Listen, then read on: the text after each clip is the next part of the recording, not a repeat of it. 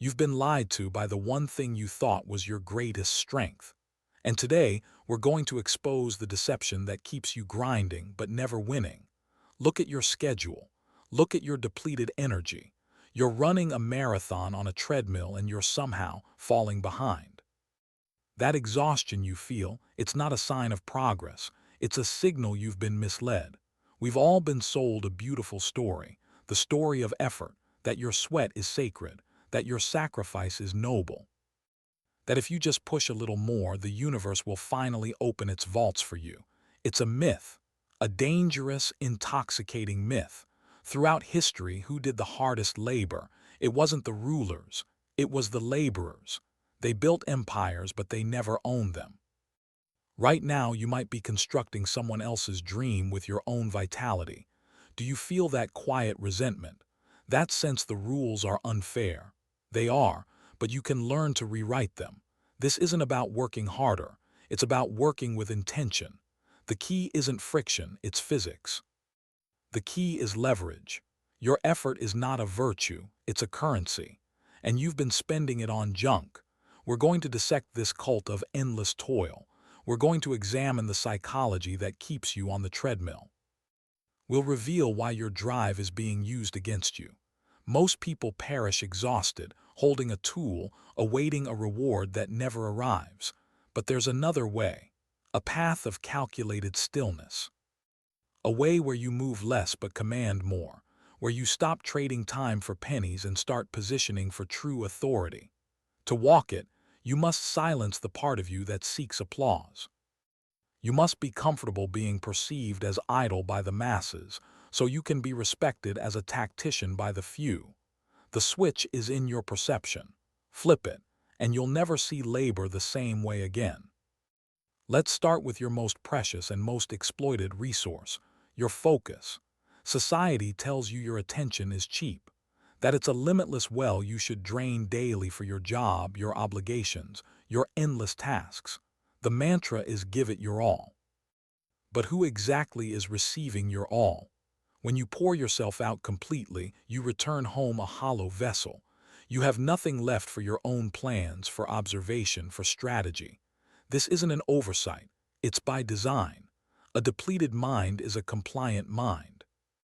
An exhausted population doesn't innovate, it just endures. It doesn't question structures, it's too busy surviving them.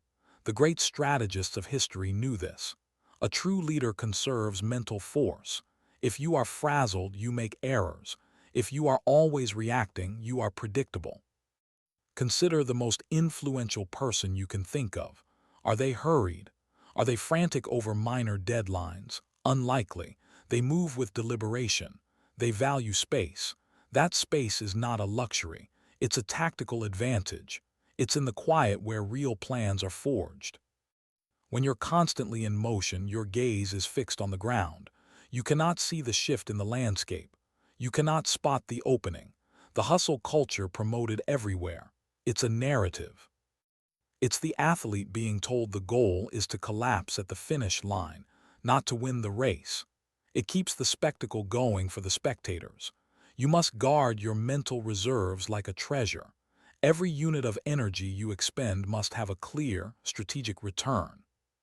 If you are working intensely just to stay in place, you aren't building. You're being harvested. Why does stillness feel so uncomfortable? Answer that. Why does a morning with no agenda feel like a moral failure? Because you've been conditioned into a belief system that worships strain. You think if it's difficult, it must be righteous. You believe that sacrificing sleep, health, and peace is a sign of dedication. This is the morality of the servant. In eras past, visible toil wasn't a badge of honor for the powerful. It was the fate of those without options. The elite spoke of influence, of connections, of moving markets with a word. Today, we've flipped this. We have leaders boasting about sleep deprivation. We see figures glamorizing burnout as a trophy. It's a pathology. You're treating your consciousness like a disposable resource. A true realist would call this madness. To shatter your primary instrument, your own mind and body, for the sake of appearance. Struggle is not a diploma. Exhaustion is not an asset. Your bank doesn't accept deposits of fatigue. You must decouple your sense of worth from your struggle. You are not important because you suffer. You are important because of what you influence. The machine loves a devoted component. It loves the cog that spins fastest without asking for oil. It consumes them, wears them down, and replaces them. Hear this clearly. You are interchangeable. If you vanish tomorrow, your role would be advertised before your farewell was spoken. The mechanism doesn't cherish the gear. It finds a new one. So why are you breaking for it? Here's a brutal truth from the shadows of power. If you become indispensable for the drudgery, you will be forever chained to it. Proficiency is a cage. When you demonstrate you can bear a crushing weight, what does the world do? It loads more onto your back. It says, "He's so capable he can handle it." And because you desire recognition, because you want to be seen as reliable, you accept it. You say yes. You shoulder the burden of ineffective leadership, of passive peers, of chaotic demands. You become the foundational beast of burden. The ancient masters advised letting others handle the grim daily tasks. This is often seen as callous, but it's simply pragmatic. You must learn the discipline of selective incapability. There are skills you should not acquire. There are duties you should never perfect, because mastery there becomes your prison. If you're the best at managing the trivial report, you will forever be the report manager. If you're the best at calming irrational clients, you become the perpetual peacemaker. Frame your abilities around high-impact activities, design, judgment, alliance building. Let others compete to be the quickest at mundane tasks. Let them win the title of most utilized instrument. Instruments are used, they dull, and then they are set aside. You must become the craftsman who chooses the instrument. This demands a level of self-valuation that will feel foreign. You must look at a demand and think, this is not for me. Not from arrogance, but from a profound understanding of your potential. If you price your time at nothing, the world will agree. Stop volunteering for depletion. Stop offering solutions to puzzles that grant you no real authority. Often, the most powerful answer is silence. When a new chore is dropped before a group, watch who jumps first.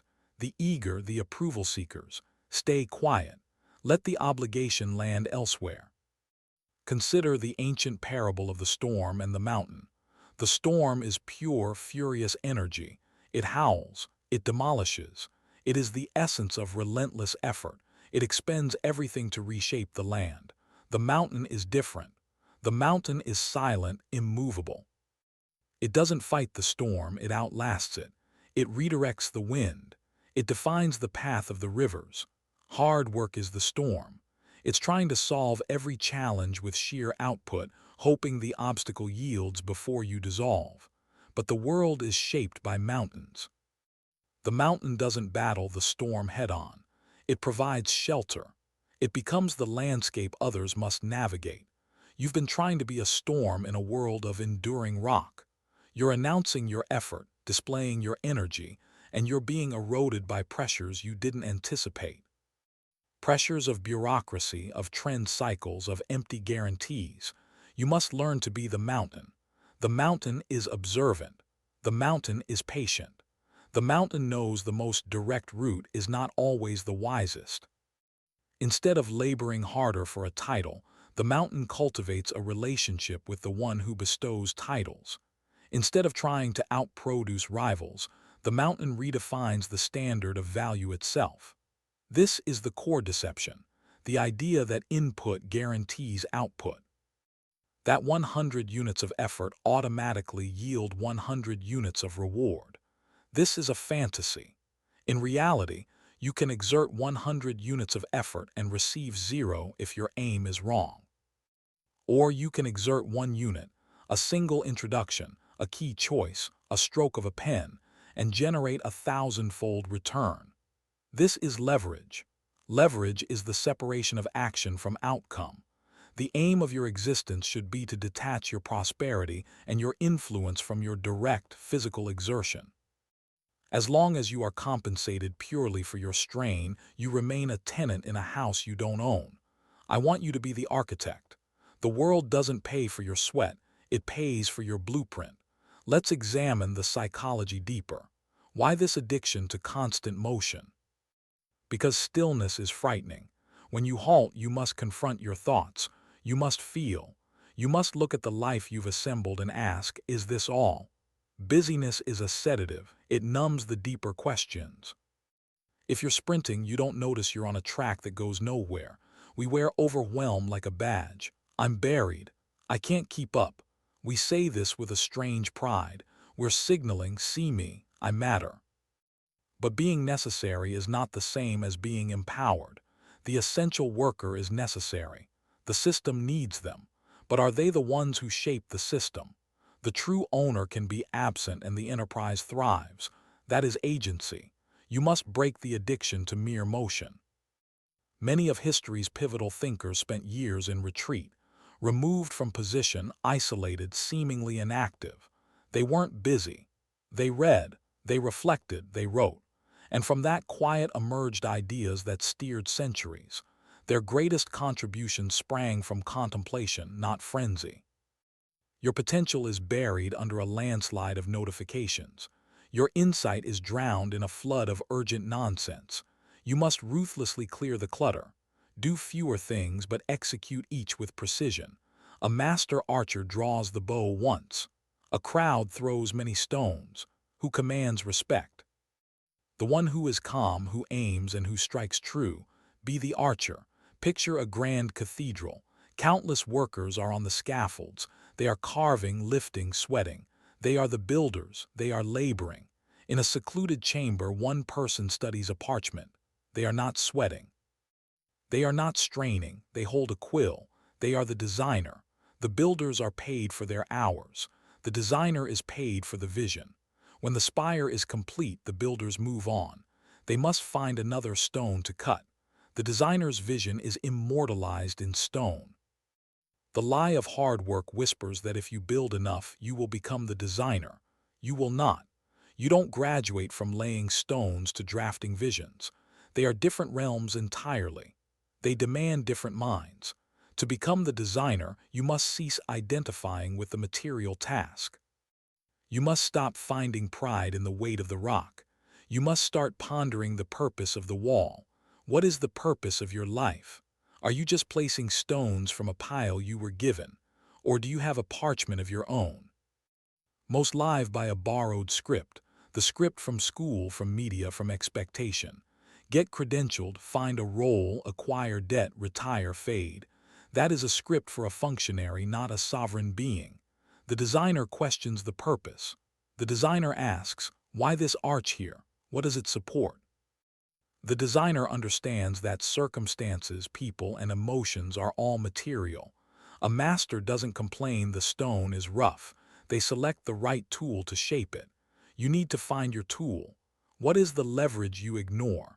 Is it technology? Is it specialized knowledge? Is it a coalition? Is it capital? Find the fulcrum. Stop trying to move the earth with your hands. Here is an uncomfortable truth about value. We discount what is abundant. If you give your labor freely, if you are perpetually accessible, eternally dependable, your worth diminishes. It's inflation. An oversupply of anything makes it common. An oversupply of you makes you common. The old texts advised a ruler to grant favors gradually so their value is felt. You must learn the strength of strategic reserve. Reserve your presence. Reserve your instant opinion. Reserve your full capacity for the decisive moment. This generates intrigue. This generates scarcity. When the person who is always first to arrive is suddenly gone at dusk, questions arise. Where are they? What are they working on? Suddenly, you are considered. Suddenly, your absence is noted. You reclaim influence through subtraction. But if you are always at your post, predictable as the sunrise, you become part of the scenery. Relentless effort renders you invisible. Calculated absence makes you a subject of conversation. You must cultivate a gap between your total capability and your daily output. That gap is where your authority resides. If you reveal your maximum strength, it becomes the new baseline and then the expectation grows. Never reveal your entire capacity. Always maintain a reserve. This isn't idleness, it's containment. A reservoir holds water. That is why it creates energy. If it spills everywhere, the power is lost. It's just a wet mess, then it's gone. Be the reservoir. Contain your focus. Let it build potential and release it only to drive the wheel that generates your light. The heaviest shackle is the one you welded yourself. The shackle of pride in your struggle. You gaze at the comfortable, the fortunate, the seemingly effortless, and you judge. You tell yourself they haven't earned it. You use your hardship to feel morally above them. This is a survival mechanism. It shields your ego from a painful reality. Their methods are effective, and yours are not. Your righteous fatigue is the participation trophy for a game you're losing. Do you believe the successful care about your judgment? You are not in their field of view. While you're scorning their ease, they are acquiring assets. While you're proud of your fatigue, they are investing in restoration. Release the judgment. It's a weight. It slows your progress. Admit you desire a life of impact with less unnecessary friction. Admit you want agency. Admit you want resources without destroying yourself to obtain them. There is no sin in seeking intelligent ease. The cosmos operates on principles of efficiency. Light takes the fastest path. Why are you insisting on the hardest one? True philosophy is about seeing the world as it is, not as we wish it to be. As it is, the world rewards perception, positioning, and leverage. It penalizes blind diligence and misplaced effort. You can protest it's unjust. You can cling to your noble struggle as you sink. Or you can accept the operating system and start playing to create your desired outcome. The system is indifferent to your feelings. The result doesn't ask how hard you tried. It only asks, what did you build? So, how do you begin? You don't recklessly abandon your post. That is the storm acting without the mountain's patience. You begin by shifting your primary loyalty. Right now, your loyalty is to the employer, to the grind, to the identity of the diligent worker. Shift that loyalty to your own sovereignty. Become an observer within the system. You still fulfill your duties, but your emotional capital is withdrawn. You are gathering intelligence. You do what is required to maintain position and not a shred more. You preserve your mental space. You study the flows of influence. You learn where decisions are truly made. You absorb wisdom. Every day in your current role is a funded research project. If you're only completing tasks, you're missing the entire point. You should be analyzing. How does value flow here? How are loyalties secured? How is perception managed? Download their patterns. And in the hours you reclaim by no longer volunteering for burnout, you construct your exit. You build your leverage. Perhaps it's a skill the market undervalues. Perhaps it's a quiet enterprise. Perhaps it's a circle of aligned minds. You assemble the bridge in silence. And one day, when the bridge is complete, you don't submit a resignation letter. You simply cross to the other side. This is the way of strategic patience. No fanfare, no dramatic exits, just a deliberate, steady transition from participant to author. You stop waiting for them to offer you a better deal. You create your own deal by owning the source. But this demands endurance. The hustle myth thrives on your impatience. It thrives on your need for immediate validation, the praise, the weekly paycheck. The strategist invests in the longer timeline. The strategist is willing to appear unremarkable in the short term to become foundational in the long term. Can you endure the ambiguity? Can you withstand the lack of external praise while you build unseen? Most cannot. That's why they return to the familiar cage. The cage has predictable rewards. The cage has companionship. The cage feels secure. The wilderness is quiet. The wilderness is uncertain, but the wilderness is where you become who you are. You've spent a lifetime targeting the wrong goal. You believed the goal was achievement through exertion. The true goal is autonomy through intelligent application. Hard work is a single implement. It's a saw. You don't idolize the saw. You use it to cut the necessary timber and then you set it aside. If you carry the saw everywhere, you're just a person looking for things to cut down. Set the saw down. Look at the land. The world is changing. The old promises are brittle. The age of the loyal toiler is over. We are entering the age of the strategic individual. Those who will thrive are not those who can perform the most repetitions. Machines will do that. Code will do that. Those who will thrive are the ones who can see clearly, the ones who can interpret reality without the distortion of dogma, the ones who can channel energy rather than just being its source. Don't just work on the task. Work on the system that assigns the task. You are now aware of the myth. You see the mechanisms. The frustration you felt at the start, don't release it, but don't let it make you loud. Let it make you focused. Cold, directed clarity. Let it propel you to learn, to plan, to build.